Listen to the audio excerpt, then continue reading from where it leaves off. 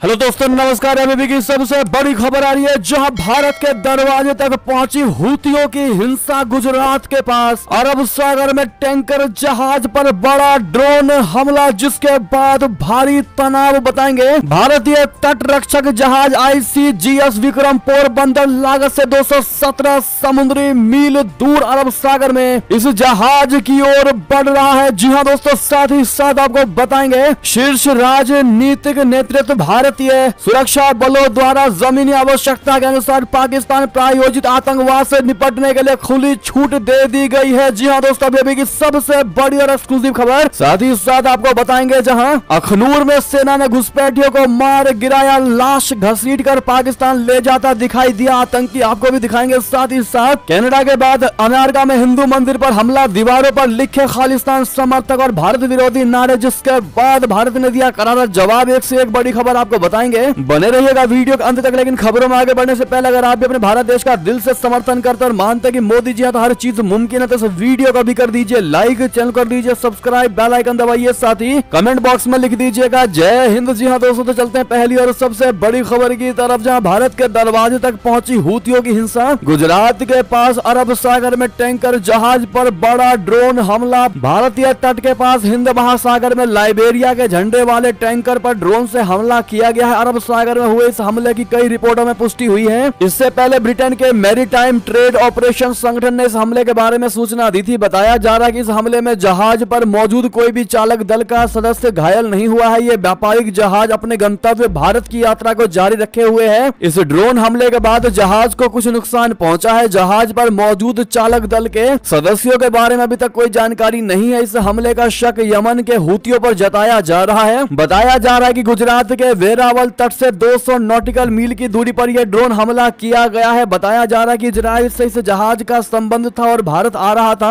हूतियों ने ऐलान किया था कि वे इजराइल से जुड़े किसी भी जहाज को निशाना बनाएंगे। अब भारतीय तट पर ड्रोन हमले के बाद इसका शक हूतियों की ओर जा रहा है। इस हमले की अभी जांच की जा रही है और इस जहाज को पूरी सावधानी के साथ आगे की यात्रा को पूरा करने के लिए कहा गया है। भारत आ रहे जहाज पर ड्रोन हमले के बाद उसमें आग लग गई। इससे पहले इजराइल के हमले का विरोध कर रहे यमन के हूती विद्रोहियों ने भारत आ रहे एक जहाज का अपहरण कर लिया था। यही नहीं, हूतियों ने लाल सागर में कई मिसाइल और ड्रोन हमले किए हैं, जिससे कई जहाजों को नुकसान पहुंचा है। इससे पहले भारत ने हूतियों के हमले को देखते हुए अदन की खाड़ी में 2 मिसाइलों से लैस डिस्ट्रॉयर को तैनात किया था। भारत ने इस पूरे इलाके में भारतीय जहाजों की सुरक्षा के लिए कई कदम उठाए हैं। अब ऐसे में भारतीय तट रक्षक जहाज ICGS विक्रम पोरबंदर लागत से 217 समुद्री मील दूर अरब सागर में इस व्यापारिक जहाज MV केम प्लूटो की ओर बढ़ रहा है, क्योंकि इसमें ड्रोन हमले के कारण आग लगने की घटना की आशंका है और हर तरीके से सुविधा प्रदान करने के लिए भारतीय यह तट रक्षक जहाज वहां पहुंच रहा है। जी हां दोस्तों, हर संभव मदद की जाएगी। बहरहाल जिस प्रकार से ये हूती भारत के नजदीक पहुंच चुके हैं दोस्तों, और भारत के नजदीक हिंद महासागर में यह हमला किया गया है, जो कि ये कहीं ना कहीं भारत को भी बड़ा चैलेंज है। ऐसे में दोस्तों, इन हूतियों से क्या भारत को भी निपटना चाहिए? आपकी जो भी राय हो कमेंट में लिखकर अवश्य बताइएगा। चलते अगली बड़ी खबर की तरफ, जहां ब्रेकिंग न्यूज। शीर्ष राजनीतिक नेतृत्व द्वारा भारतीय सुरक्षा बलों को जमीनी आवश्यकता के अनुसार पाकिस्तान प्रायोजित आतंकवाद से निपटने के लिए खुली छूट दे दी गई है। जी हां दोस्तों, जम्मू में सीमा पर घुसपैठ की बड़ी कोशिश को नाकाम, एक आतंकवादी हुआ ढेर, कायर शव लेकर भागे। बता दें, जम्मू कश्मीर की शीतकालीन राजधानी जम्मू में अंतर्राष्ट्रीय सीमा पर तैनात सुरक्षा बलों ने शनिवार तड़के यहां घुसपैठ की एक बड़ी कोशिश को नाकाम करते हुए एक आतंकवादी को मार गिराया। अधिकारियों ने जानकारी दी। अधिकारियों के मुताबिक जम्मू में अखनूर के खौर सेक्टर में अंतर्राष्ट्रीय सीमा के पास शनिवार तड़के भारी हथियारों से लैस 4 आतंकवादियों के एक समूह को सुरक्षा बलों ने भारतीय क्षेत्र की ओर घुसपैठ की कोशिश करते हुए देखा गया। सुरक्षा बलों ने घुसपैठ की कोशिश कर रहे आतंकवादियों पर गोलीबारी की और उनमें से एक आतंकवादी को मार गिराया। उन्होंने कहा कि मारे गए आतंकवादी के शव को उसके साथ ही अंतर्राष्ट्रीय सीमा के पार खींच कर ले गए। जी हाँ, आपको बता दें कि आतंकवादियों के खिलाफ अभियान के बीच पुंछ में और राजौरी में मोबाइल इंटरनेट सेवाएं पूरे तरीके से बंद कर दी गई है और जिस प्रकार से भारतीय सेना को दोस्तों फ्री हैंड छोड़ दिया गया है, खुली छूट दे दी गई है। अगर आप भी मानते हैं कि यही चाहिए था अब इन आतंकवादियों की खैर नहीं, तो कमेंट में Indian army is best comment में कहना मत भूलेगा। चलते अगली खबर की तरफ, जहां पर आतंकियों की साजिश में उड़ने वाला था कराची का cantt railway station. Time bomb फटने में थी बस इतनी सी देरी। बता दें, पाकिस्तान के कराची कैंट रेलवे स्टेशन पर बड़ी आतंकी साजिश को नाकाम करने का दावा किया जा रहा है। कराची पुलिस के अनुसार आतंकियों ने कैंट रेलवे स्टेशन पर टाइम बम फिट कर दिया था, मगर उसके फटने से पहले सुरक्षा बलों ने सफलतापूर्वक बम को निष्क्रिय कर दिया। इससे एक बड़े संभावित हादसे को टाल दिया गया है। बताया जा रहा है कि पाकिस्तान में सिंध आतंकवाद निरोधक विभाग ने देश के सबसे बड़े शहर कराची के मुख्य रेलवे स्टेशन पर एक ट्रेन में टाइम बम मिलने के बाद इसे निष्क्रिय कर दिया, वरना बहुत बड़ा हादसा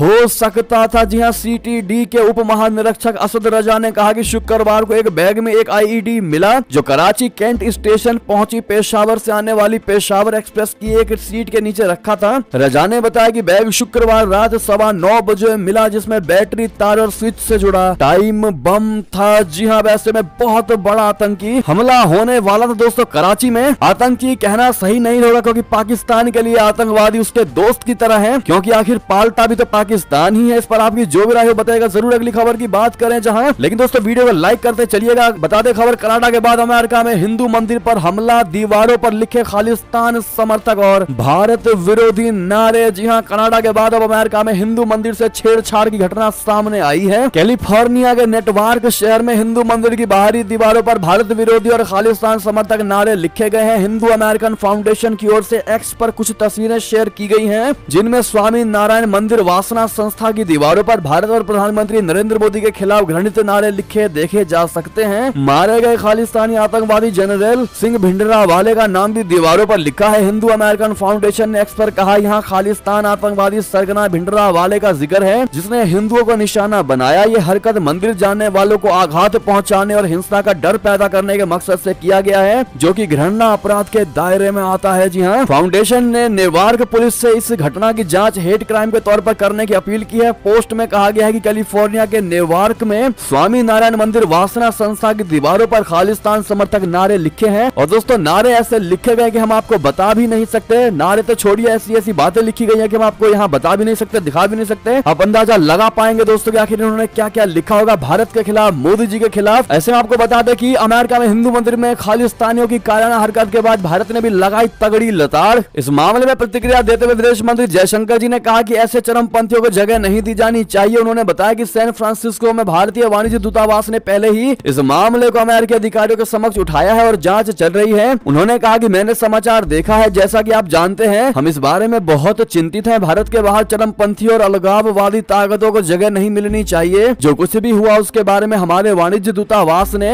अमेरिकी सरकार और वहां की पुलिस के पास शिकायत दर्ज कराई है और विश्वास है कि मामले की जांच की जा रही है। सैन फ्रांसिस्को में भारतीय दूतावास ने इस घटना की कड़ी निंदा की और कहा कि इससे भारतीय समुदायों की भावनाएं आहत हुई हैं। जी हां, अगली खबर की बात करें जहां अमेरिका में हुई क्वाड के आतंक रोधी वर्किंग ग्रुप की बैठक, बढ़ रही आतंकी घटनाओं के खिलाफ बनी रणनीति। बता दें, क्वाड के आतंक रोधी वर्किंग ग्रुप की बैठक अमेरिका के होनोलुलु में आयोजित हुई। इस बैठक में हिंद प्रशांत महासागर क्षेत्र में बढ़ रही आतंकी घटनाओं के खिलाफ रणनीति बनाई गई। हवाई के होनोलुलु में यह बैठक 19 से 21 दिसंबर तक आयोजित हुई, जिसमें हिंद प्रशांत महासागर क्षेत्र में बढ़ रही आतंकी घटनाओं को रोकने के लिए सहयोग बढ़ाने पर फोकस किया गया। चर्चा के दौरान नए उभर रहे आतंकी खतरों, क्षेत्रीय सहयोग बढ़ाने के लिए मैकेनिज्म तैयार करने और आतंकियों के इमर्जिंग तकनीक के इस्तेमाल से रोकने के लिए रणनीति बनाई गई। अमेरिका के विदेश विभाग ने यह जानकारी दी। साथ ही साथ अगली खबर की बात करें जहां पूर्व पीएम इमरान खान की पार्टी का सिंबल चुनाव आयोग ने छीन लिया। जी हां दोस्तों, पाकिस्तान में राजनैतिक घमासान थमने का नाम नहीं ले रहा। पूर्व पीएम इमरान खान की पार्टी तहरीक इंसाफ पाकिस्तान के सिंबल को चुनाव आयोग ने छीन लिया। बता दें, इसी के साथ फैसले की घोषणा करते हुए मुख्य चुनाव आयुक्त तो सिकंदर सुल्तान राजा की अध्यक्षता वाली 5 सदस्यीय ईसीपी पीठ ने पीटीआई के अंतर पार्टी चुनावों को भी गैर कानूनी घोषित कर दिया। 11 पेज का आदेश